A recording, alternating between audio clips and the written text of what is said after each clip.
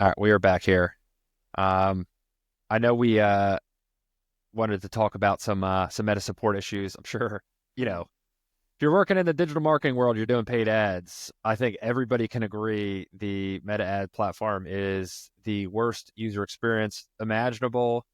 It's just so crazy to think that they're doing like, I don't know, call it 20, 30, 40 billion a quarter in ad revenue, A and it's just billion. an absolute embarrassment of a product. So Yeah. if you work with Facebook ads and just trying to get access to an ad account from your client, you're going to be ripping your hair out at some point in your career here. So I know, Steve, you had a very interesting back way of getting into, um, I guess, access Yeah, to a we page can. here. Yeah, we'll jump in. I mean, that's the thing with the access alone. Like with It's so clients these brutal. days, I don't ever send like a help document of like, here's the instructions to do. So I'm like, can you just jump on a screen share? And then I will Probably the way to ask go. them to do kind of two routes. One, if they're like completely novice at it, I'll just have them add me in directly to their business manager, and then I'll do the partner access connection that way. So it's like I have like double connection. I can handle it all without them That's really smart. That's have to probably the worry way to about it. do it. Then I'll kick myself out of the account once I establish the correct partner account with assets. That's always a challenge. But I think the other thing too, like you said, like the interface changes all the time. So that's like the frustration part that I have is like, oh, this used to be here, now it's here. So even when I'm on these screen shares with a client, I'm like, oh, that's different. That's in a different spot. Okay, not sure. No doubt. I So think like one yeah, of the, before you get into like your your story and background here, I almost feel like there's such an opportunity for Meta as a company to generate more revenue by simply just announcing, hey, we've heard you guys. We are totally revamping the ads experience, the ad manager platform. We're going to make onboarding accounts way easier and navigating in the platform way easier. Even doing bulk uploads is such a nightmare in process. There's some stuff that you could do to duplicate some stuff and whatever, but it's just so annoying to work within the platform there. I feel like they would have such, like they could easily get a bump in revenue just by like branding of like and getting a narrative out there. Hey, we're going to make this much easier to like onboard and connect your accounts and share access, and also the interface to manage the campaigns and upload them. We're going to make this much easier for everybody. So that's just my 2 cents there yeah. for Meta. No, they could definitely get some more money out of that too if the interface is just easier. I could see more of an interface like Google Ads where it's not necessarily grouped like Business Manager where like your assets are nested in there and you got to add people. It's like can it just all be one thing and different navigation elements for it all. So um yeah. Anywho, so meta support. We've all had nightmares with meta support. I think collectively I've spent probably 4 hours, 4 or 5 hours on meta support this week trying to figure out access for a client page. And I've never had this experience happen. So, typically you go in, you start a chat. It's the only way you can start a chat. And then they will, if they can't really solve it through chat, they'll then prompt you to get on a call. So you get on a call. They're obviously based in, India or something like that. Even though the guy's name's Steven or Anthony, which is like, man, just tell me your real name. That always kind of cracks me up. Um, and so we get on a call and, he's walking through some of the process. And a next step, which I haven't done before, he's like, hey, can we do a screen share? Because I want to see what you're seeing on your side and I can walk you through. Because he was kind of seeing if I had some account access stuff that he wanted to look for. So it gave me like a WebEx link. I jump on there, and the WebEx link does have the ability to communicate just like Zoom or Google, etc., share screen. But you like mute everything. I just want to see your screen. Um, and so what happened was really weird. Like all of a sudden, the call dropped. Like in mid conversation with him, the call dropped. And then all of a sudden, out of my computer speakers, I hear the support guy coming through WebEx. And he's like, hey, Steve, this is blah, blah, blah. Can you hear me? Can you hear me? And I'm like, oh, this is weird. I'm like, sure. So I plugged in and I started talking through the WebEx. And he's like, this is off the record. It's not being recorded. Because you know how they always have those prompts that they do when they call you, like, hey, this is going to be recorded for quality control or whatever. He's like, no, this is officially off the record. I really want to help you out. So here's what we're going to do. I'm going to tell you some information now, but then we're going to jump back on the phone support line, and you're just going to kind of play dumb and walk That's sick. through it. So I was like, Oh, so okay. dude, good for that guy. The guy, I'm like, I was like, dude, why are you kind of going down this road? He's like, no, you have all the legit business information. I really want to help you out. You understand why I can't, um, give you some of this information right here because it kind of compromises. We've had people that have been, take advantage of the system to hijack pages, etc. He's like, but he just trusted me because we have the data, like we had verification Dude, information. that's wild. That's an And so I was awesome like, support rep right I'm like, there. I'm like, dude, am I getting scammed right now? I was like, my bank account got to go to zero. It was just such a weird feeling because I was like, this is not normal. And so one of the things that we needed to get, like, I didn't know anybody that was in this that had access to this page, like old agency people they had worked with or people that had worked with the company before. And that's kind of what he was baiting. He's like, hey, do you know anybody that has worked at this company before or agency partners? Do you have any names that I can look up, etc.? And that was on the official line. And then on the side, on the unofficial line, he's like, hey, I'm going to give you a couple of names. I can't give you the business manager ID, the number, but here's a couple names. Try to reach I'm gonna out to give them. you a couple names. So he gave me a couple of names, and I That's a eventually great tracked it one. down to someone that we could actually contact that had access and work through it. But I've just had never had a Facebook rep go off record. They're just kind of tied to the limitations of what they can provide typically. So there Side are note, some leeways. we need some more people like that in society who are down to be like, you know what, I'm gonna dig in here and I'm actually gonna help you out. Not like, Yeah. I mean, I he's can't like, do it, whatever. I'm like, That's I gave him a sick that great he's rating. down. He's like, oh, for sure. He's like, give me a good rating. I'm like, oh, yeah, 100%. Absolutely. Um, Good for so that guy. it was just an odd experience. It was like on the line for an hour, and then all of a sudden it's like he's coming through my speaker, and I was like, what is happening here? That's so cool. So we ended up to get it figured out, a workaround for all that. So, but yeah, meta support. I just wish there was like a contact form that you could send to, not like always prompting to a chat. That drives me insane because I don't have time to sit on chat, and you don't know when they're going to come in. It could be an hour, 2 hours. There's no notifications, and then they'll close the ticket out. And then it's like every time you have to submit a new ticket, there's not a lot of times you can kind of like piggyback off a response. It's like every time it's a new ticket, new scenario, you're starting with Yep. fresh. And I'm like, dude, I like in this scenario, this is the fourth case that I rose up in the last week. And I'm like, here's all my reference numbers, just so you know. This is the fourth time I'm reaching out, fourth person I'm getting. What can we do? I can imagine, they get an influx of support tickets and stuff. So like I get it from their part, but Google's pretty good with that. Obviously, like if you have an agency that spends a certain amount, like you can get a rep support. Those a lot of times are pretty good. Especially when you're at a certain spend threshold. But in Google Chat or in Google Support, there's always an option to get like an email response, like, "Hey, here's the issue that I'm seeing. Here's a file, or whatever. Here's like some context," and then submit the email. I love that because I'm right there with you. Sitting on chat, it's like, dude, I do not have time to do this. No, and you miss it. Like sometimes I'll have like the screen open, but I'm busy doing something, or I got to jump on a call, or I got to step Yep. away, and it's like all of a sudden they jump on, and they're like, "Oh, you're not there. We're closing this out. Bye." They're like, "Oh, okay, great." So that So long is story short, it like the guy hooked it up and helped you get access to what you needed he definitely gave us another piece of the puzzle that opened it up. to. Yes, It just was. You just have to be persistent and patient, no doubt. and it'll get there. I do think a good lesson here is instead of maybe sending your client directions on how to give access, just getting access directly to like their business manager account, and then you give your agency or like whatever your team is access.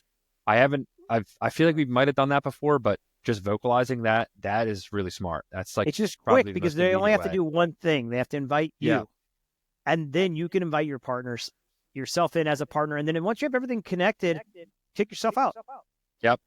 and then it's super fast. So it's That's the way. my preference, even on like Google Ads stuff too. Especially if I'm adding multiple people, like just keep me admin for a little bit. I'm not gonna mess with anything. Let me get everything in, and then I'll downgrade my access to what we need to. Because yeah, that's just a challenge. Even LinkedIn is difficult in the same way. I'm getting access. Bing. Google, I feel like makes it so easy. So It's Google it's does the allowed domain things is a tricky one. From time to time, yeah, From time to time, you're like, oh, you need to add this domain so you can add other people in there. That gets a little tricky. That's the one thing I wish as a MCC access that we could modify the allowed domains, because that does tend to be a hiccup that I've seen. for sure. Well, But there you go. hopefully anybody listening out here that's doing like, paid social ads and stuff, maybe go the route of just like, hey, just give me access to like the business manager. It's one quick step, and then you then do the rest of the access of giving people access to the ad account and the page itself. But dude, it's fascinating. It's like every time a new account that you onboard, who do you have access to the Facebook page? Oh no, Oh, this other person did, and like there's always something there, and it's brutal. So, Meta, highly unlikely you're listening at this point, you but if got to you do are, something here, please, so many please. people Just have wasted mentioned this. time. We'd be rather spend more money than waste our time. So No doubt. there's some incentive there. No doubt. I think that's a good takeaway there. I did I don't know, Steve, if you wanted to go anywhere and highlight any other topics here. You're driving, son. All right, I do this isn't like a major news thing, but we had an interesting group text with some of my buddies.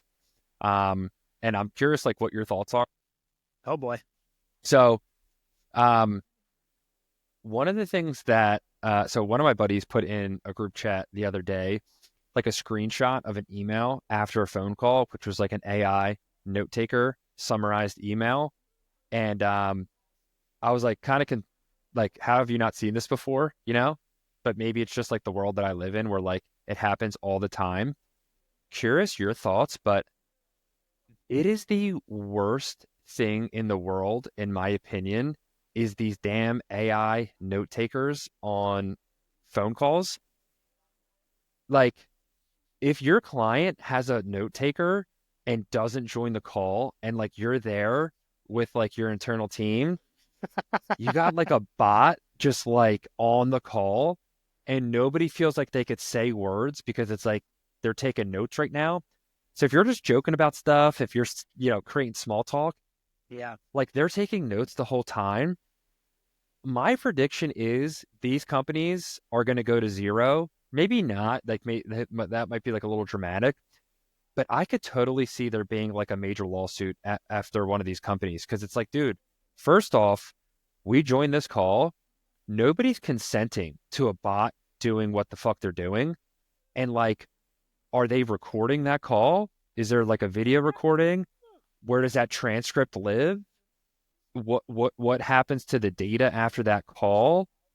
And also too, outside of that, like, dude, you're going to tell me you can't take some quick bullet point notes? Like, dude, give me a break. You do not need an AI note taker to do it. If anything, I think you probably retain more from your call if you're taking notes yourself Because you're because paying you're actively attention. listening and you're like, okay, here's my action items. This is what I was doing. So then when you go back, you have context of like, oh, I remember what we were talking about because I took these notes. Give me a break. You do not need an AI tool to write notes on your behalf. You're going to be just fine writing notes during the client call there. And like, the more and more I think about it, the more weirded out I get from these bots joining these calls and taking notes and doing the transcriptions and everything. Nobody consents to it. It's almost like you're on a call and somebody just randomly hits record. And it's like, this call is now recording. Well, like, shouldn't you get somebody heads up that like you're going to do that? You know? Yeah. So All that's right. my like 2 cents. We've been talking about that as of late, and it's really annoyed me. And I don't know. So I'm was your sure a friend lot of like people feel blown the same away way. of like first of all just the technology? Is like, what is Yes. this? Yes. Like, wow, like Fascinating. this AI took notes on the call. And I'm like, dude, like this has been happening for like a year and a half now, like across all of my Even client calls. longer, there was like Otter, I think was the first platform that came out for kind of meeting summaries and note takers like a couple of years ago. Probably two Um, years ago now. Yeah. maybe even longer. But yeah, so I've tested them. I've tested a couple and they're all shit. Like the summaries that come across aren't really that great. Even if you didn't attend a meeting and you had your bot there, I think I've had that happen. Even with a Oh, client plenty of call that we times. had, Yep. and because I was just testing it out, and I just actually need to disconnect it because I don't like it anymore. Like I didn't get a feel for the call at all. Like I got some notes, but you don't really get a feel for the call, the sentiment, etc. So it's got a long way to go before it's useful. So not a fan of the AI note takers. The other part, as far as the opt-in, dude, you're right. Because I do when I'm testing it out with clients, I'm like, hey, are you comfortable with this? I know it's on. Like, we can totally turn it off. I'm just kind of testing out. You're all going to get a summary of this. That's how that system works. But I completely agree. Like, if it's not mine and I'm on a call, it's kind of weird. It's like Big Brother-ish. What are you going to do with this data? Yes. They're recording it too. I know a lot of these platforms record it completely.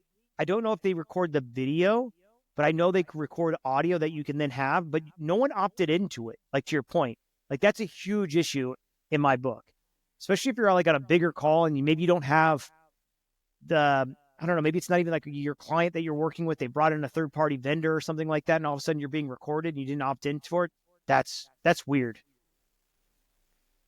I cannot stand it. I really can't. And like, you have those options on like video calls to like admit whoever joins the call.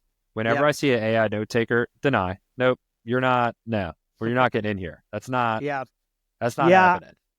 I honestly, it's been like the last month they've been testing it out. I just haven't been impressed with it. And I've just been lazy to disconnect it from my calls. Like, even like internal calls, I'm like, oh, maybe that'd be kind of nice, like internally. But I'm like, at the same time, like the notes that come out of it aren't great. So I No. do think, to your point though, I think in the long term, these guys will go out of business because there's no reason or required. There's no reason why these platforms don't integrate it automatically. I know Zoom is doing that. I'm sure Teams will have that shortly, and Google Meet will have that shortly. But I do think it'll be an option, like a screen record session. It's like, hey guys, I'm turning on the AI note taker for this section if you don't mind. Still taking plenty of notes. And if it's good quality, I could see a use for it. But it's like a time and place. It's going to become like an etiquette to a call. You have that banter in the beginning. You're talking about your kids, etc., or trips you're going on. I don't want that shit recorded. I don't want that recorded. Or Yeah, like maybe dude. we're breaking down in the KPIs and the client's like, hey, can we record this because I want to show this to my boss? Hey, totally cool. I get it. That's fine. But it's got to be an opt-in in the moment. So I think Has that to would be a be. feature that would be awesome. That it's not like an individual user. It's a feature like next to the share screen or the record button. There's note taker. Turn it on. Okay, cool. Yep. That would be awesome. I'll update my prediction there then. I agree. Saying they're going to go to zero might be a little dramatic. I can see a lot of these companies getting acquired by, to your point, a Teams, a Zooms, a Google Hangout, whatever, integrated in the product, and then there's an option to use it if need be. I could totally see that. But this whole thing of like willy-nilly Otter's just going to join every call and just going to no, like that's going to change and that's got to end. I'm so annoyed with that because Steve, think about even if you're just trying to like develop rapport with your client and you say a joke that could make like an executive could then get those notes somehow Yeah, and be like, what are these guys' problem? With sure. no context of what was said in the Yeah. call and be like, oh, that's like really inappropriate. Like, we're going to have to like go separate ways here. Like there's a lot of downside to that and really no upside outside of like you had notes taken for you when you could just take the notes Yeah. yourself. That's funny. I was joking around with a client call and it definitely did not land right. Yeah, like that Um, happened. it happens, dude. I talked about like the weave of like Oh conversation boy. because Oh we boy. totally were doing the weave of like going on different tangents, but we kind of came back, like, oh, we just did the weave. It didn't land at all. Ah, No dude. one was upset, but it was like, crickets, but it's all good. But then it's like in the Um, notes, like, Steve was chatting about the weave at the call and the importance of coming back to it's like, what do you like? There's yeah. no way you're going to understand that when it's in the note form. And if somebody sees that, be like, dude, these Yeah. guys are out of their mind. I don't And know I what we're doing. Work do with them. think, because the technology is not there, but there is something to say that if you're not fully engaged either. Like, you should be able to take notes and be fully engaged in the meeting to take notes. I'm sure there is, some people are a little bit harder from an attention, part of things of multitasking and being engaged of trying to write notes and do that. I think there's a certain skill set to that where I'm like, oh, that would be nice if the Otter AI or AI system could do that for me. But truly, I do think you start to become disengaged a little bit. You're not taking those notes as well. It is an acquired skill to do so. Me being more of like a production person I always love having a backup of a project manager on the call to kind of, or at least someone else to That's kind of great. like Yeah. play quarterback as far as taking notes as main lead. So I can really vibe in with the client because there is some distraction with writing notes in a call. Because it's like, hold on a second, I need to write this down. The meeting kind of stops, slows it up a little bit. So if you, it's kind of nice. So maybe it's not a note. I don't know. It is taking notes, but it's like the AI hasn't done it yet, where they know what to pick up and do it. So yeah, You know, it's crazy not a too. fan. Just on this topic here of like that. It's I could totally see a world where like there's just a percentage of employees out there who like are fully remote, never turn their camera on, AI note takers, and just kind of like, not really engaged there. And like, yeah, sure, like I'll read the notes and see what the action items are afterwards. Like I don't know. I feel like there's probably a fine line between innovation and technology and also, I don't know, like human engagement, you know? So I have heard stories, especially after post-COVID era, of people having multiple jobs Oh that yeah, quiet play quitting is like a real thing. like a couple six-figure jobs because you can pull it off because I don't know, maybe your output doesn't require you to be on camera or, the workload can be divided up or even outsourced. Um, and companies aren't really digging into much as long as you're kind of hitting whatever automatic goals or things that you need to have happen. So I have heard, especially I think this was in the developer space. Um, and dude, the guy had like three jobs, all It's like wild. 150 grand each, which I'm like, it's not a bad gig. Like I honestly think sometimes like with running uh our agency, I'm like, dude, I could get a full-time like SEO job somewhere that pays like 100 grand a month, maybe Easily. even less, and I'd be totally fine. I'm like, you're told or 100 grand. I'm like, I could take multiple probably on, because it doesn't require all that much. Like as an in-house person, like think about it. I mean, you could take on plenty of paid media like clients Oh, no doubt about as it. an employee, you know? It's No like, doubt. I don't know. I think that's interesting. I saw something too about developers. This was recently, I think it was yesterday. I think somebody shared it anonymously on Reddit or X, and they basically said like, I'm a developer and I have a bunch of developer buddies, and just being in the industry, there are some large companies out there where the dev team doesn't do a whole lot. You're pushing a couple updates a month, you're responding to a couple emails and Slack Right. messages, and you're like maintaining stuff, and you're kind of like pushing a couple updates a month, where you really could kind of like cruise by on like 4 or 5 hours a week in service. And like they listed out like the top companies, and apparently like two CEOs of those companies like responded like noted. And I don't know if that's like you know that's like total nonsense and that's a troll, but apparently like this person like released a list of these companies where it happens pretty frequently, and leadership like got caught wind of that, and I wonder if anything happened from it. But you could totally see how that's possible in a remote world, especially in Yeah, like a for sure. dev space too. You got to think Yeah. like you're talking code and developer stuff. Like not many people know that language and know that world. They just kind of understand of like it's important to have and it's complicated. So you could easily skirt by there. Yeah, it's an interesting thought because even like I think about like my brother.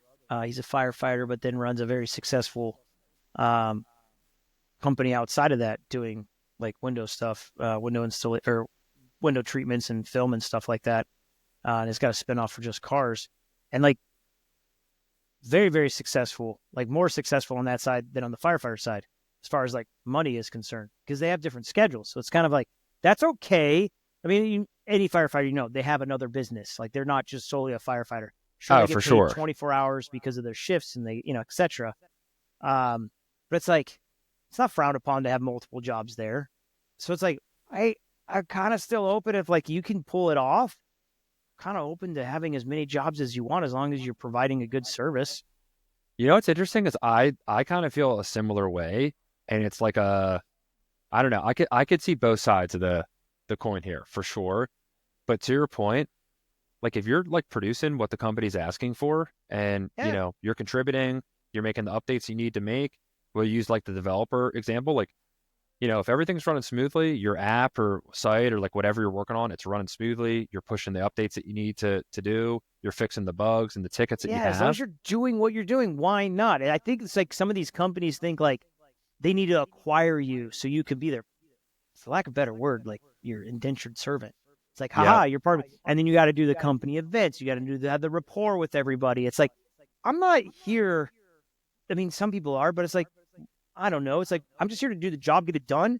And if I can get it done quicker, why not do it for another company here? It's like, I don't need to be acquired, be your, indentured servant here.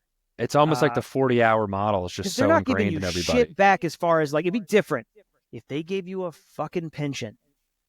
Like I guarantee you ask anybody that's younger than us like what a pension is, they're not going to know what that is. What do you mean the company pays you after you leave and you retire?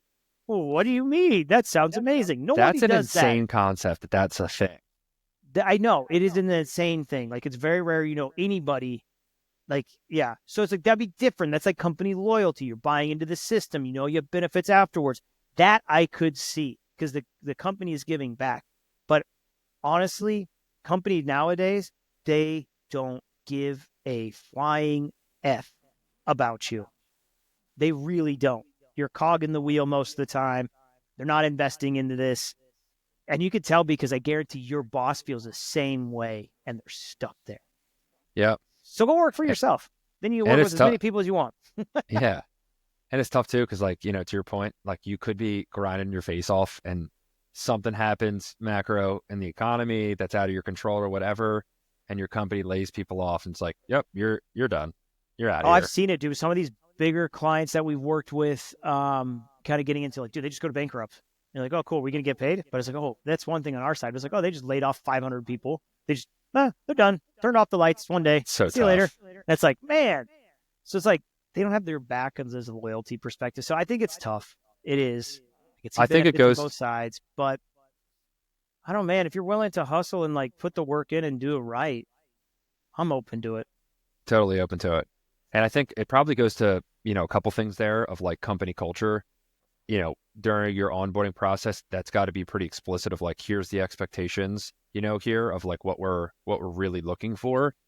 Um, but I also think too, companies can incentivize that activity. Like whatever that saying is like, show me the incentives, I'll show you the outcome.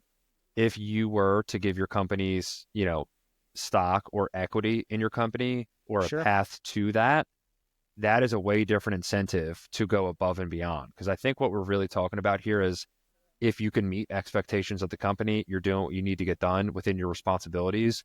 I think a lot of people think, or maybe like executives or leadership think like they should be here for 40 hours a week. And then they should also be like making recommendations for, hey, we should I know I wasn't asked to do this, but like we should do this and we should head in this direction.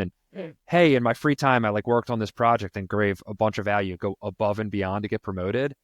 Well, it's like, dude, if you give me no stock and equity in the company, why would I do that?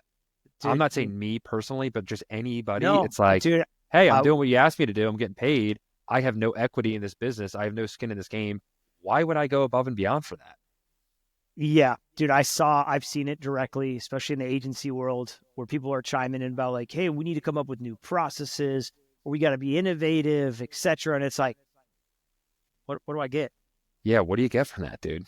Like, what Other am than I trying getting to from stand this? out as a good employee. But Yeah. And then you're only going to give me like a 3% raise because that's like the standard.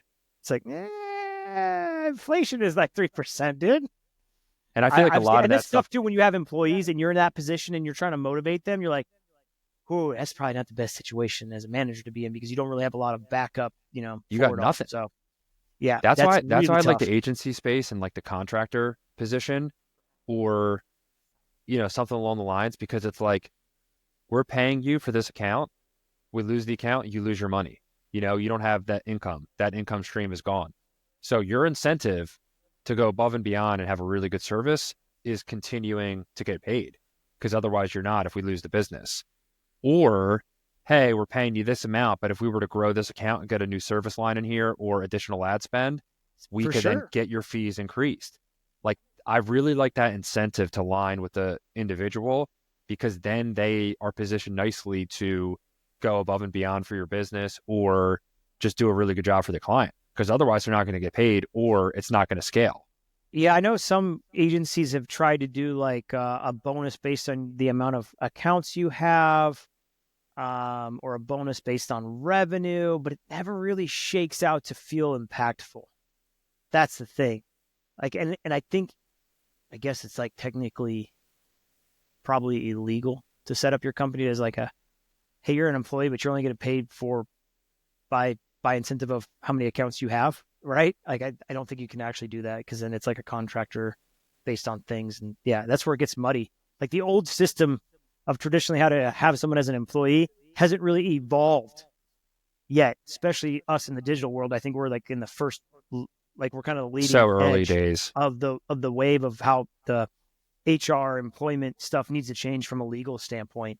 Um, yeah, That's kind of what I was thinking too, is like your example of like, people chiming in and having innovative ideas and, hey, I worked on this side project and stuff. I feel like that was much more in person because you're seeing people on the day-to-day basis and there's a little bit more accountability built in there. So like if I go to the office every day with these other people, it's like a little bit more incentive to go above and beyond to show other people because you're seeing them every single day in person and you're going to like chat with as long them. as you're incentivized, I'm totally down for it. If you wanted me to come into the office 5 days a week and commute an hour and a half each way, I need to have the incentive to do that Yep. financially and maybe other perks that are there that have to be there. But it's very rare businesses now have that sort of structure. So it's like, not on board. Yeah, it'll be I think there's a lot to this. And just I don't know, just interesting in general. But I think just something to think about, if you Well, are weren't they running even a talking business, is like about what your for incentives. whatever Vivek and Elon doing the Department of whatever I was efficiency? just thinking that They were going to ask government employees to come back to the office for 5 days a week. 5 days a week, because it's Did you even know they were remote? no idea. I had no idea. I But mean, that's a I good part though. It's like, are they going to be incentivized though? Like, well, is the job good that enough? I don't know. that's the thing is they kind of are saying this is a mechanism to let go a lot of federal employees and reduce the size of the federal government because they know a whole lot of people are going to quit and try and get a different job elsewhere in probably the private sector where they can be remote. So it's almost a tool to weed out the people who don't want to go into the office, which kind of makes sense. But will they then have enough people to go into the office 5 days a week? Are they going to have to change their incentive structure? I'm sure they're probably thinking through that. So we will see, but they did mention that as like this would weed out people who wouldn't want to go into the office and might not be the employees that we're looking for. Yeah, it'll be really interesting to see how that all shakes out. They they also mentioned too that they were going to put together a podcast, Vivek and Elon, Oh, and I heard do something about that. That's going to be wild. so they're going to do. Apparently, it's going to be weekly. It's going to be a weekly podcast, and they're going to give updates on the government efficiency program, how things are trending, crowdsourcing ideas, and like what they're doing. So yeah, I think that's a really, whatever your political views are, I feel like that's a really cool thing for the government to do is, I don't know, just have a little bit more transparency of like, this is what we're working on and give an idea to the public of like what they're thinking about, where they're heading, what they've accomplished and everything in a That's podcast amazing. form. You know what I mean? Like it's not, I would assume it's going to be much more digestible for people and it's going to be a way in which people can learn more about the government through a podcast where it's like, once a month press briefing or speech or something like that, how things have like, historically done. I feel like we're Yeah. in a new age now with social and everything digital. I think that's a really cool idea on the podcast side. Yeah, I think I've never heard of, I mean, it kind of actually reminds me of, was it FDR's fireside chats? Um, we would go every week or whatever it was, every couple of days, like 20 minutes and just kind of give an update.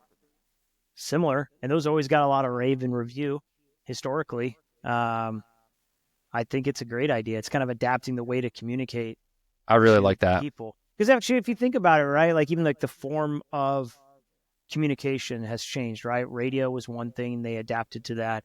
And then right now it's always been TV, right? TV for a very long time as far as giving updates. But now we've seen, like, especially with this past election, where the mainstream, corporate media that's out there traditionally right now doesn't have the same viewership as podcasts. So, okay, let's move that over. And then it makes sense to do this through a podcast. It really does. I really like it. I think it'll be a new wave there, and just more transparency, you Oh, know. speaking of Elon, I got to pull up the link of, let me think. I found this on like my Hackers News feed. Oh yeah, maybe we can end with this. Because Yeah, I feel like we've let's, covered enough ground in this one here. yeah. So let me share the screen. So if you go to timesnewdumbass.co, let's share this window Chrome tab. Let's see if this works. Okay, this is good. This is what comes up. Ah, so this is what it is. It's a font you can download that is supposedly inspired by Elon Musk's multiple jumps It's in just the like air the with his most hands out. unathletic jump ever. It's incredible. He's just gravity challenged when it comes to himself, but he can get rockets out there. But it's got like, this font's horrible though. It's like I had to, like, what does that say? Times New, just Ah, augmented. that's so So classic. yeah, I've Dude, not the downloaded internet the is just font. so creative, Yeah, the internet wins again on this one. So as it always does. I'm gonna Cool. stop Well, sharing here. I think we can conclude on that note, and I think valuable insights on the meta ad access, because I'm sure everybody deals with that headache. And dude, I think we'll probably get some good feedback on the AI note takers. I Oh, was I hope actually so. thinking about, I haven't like put a lot of content on LinkedIn as of late, but I was thinking about like sharing that, because I feel like that would be something that everybody would be like, dude, Share it, I dude. I'll promote it. I'll totally give my think twist on it so. too. Yeah. Yeah, like I completely agree, and like nobody said it for some time. I feel like it's one of those things that like everybody's thinking is like, why is this bot like recording everything on this call? Nobody approved this, but nobody like ever mentions it. So Yeah, for sure. So this will drop next Thursday. So that'll yes, be Thanksgiving. yes. So we should say happy Thanksgiving to everybody. Happy Thanksgiving, y'all. So That's a good way to end it there.